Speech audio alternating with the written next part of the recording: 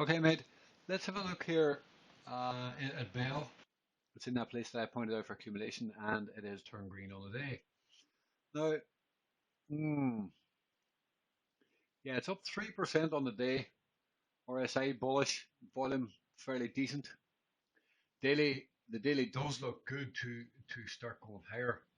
Um, New 3-day candle was today as well. So it's green on the new 3-day. What would be absolutely ideal, and I don't know or think of, I don't really think this will happen, but you can see this right here.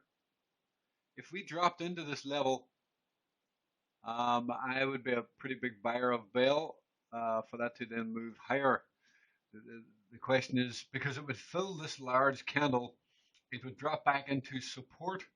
Um, it would come back into the volume candle, and this is a breakout, and this is support. We're bouncing off that, and we pierced it on the first attempt. If price came back down on the second attempt into support, um, as a dip to fill this and test support, then I think this would be a fantastic buy to move higher. The problem is it's not doing that right now. An example here, you get the big candle back up, and where does price come back to at some point? It comes back into about 50% of this candle. Now, a similar thing I would like to see here at some point come back down into the 50% range of this candle, and that would allow the real move, just like this, even though there was only a couple of candles higher.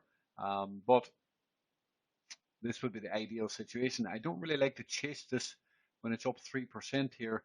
The problem is it could keep running. I'm not saying it's definitely not going to keep running. I'm just trying to figure out the safe point to buy. We had a similar candle back here, and you can see that the dip was pretty minimal, and then we pushed higher. This dip as well is pretty minimal, and we're pushing higher. So can this stay green? This actually looks really good in the fact that it's closing up here on the all-time highs. I mean, you cannot knock that strength, and it gives it a possibility, an easy possibility to open up and have another green candle.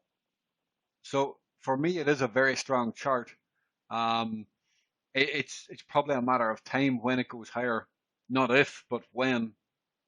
Again, there's 2 days left in the quarter, so on a new quarter, there's usually some sort of a dip, right? At least something, even a small, minuscule dip or whatever.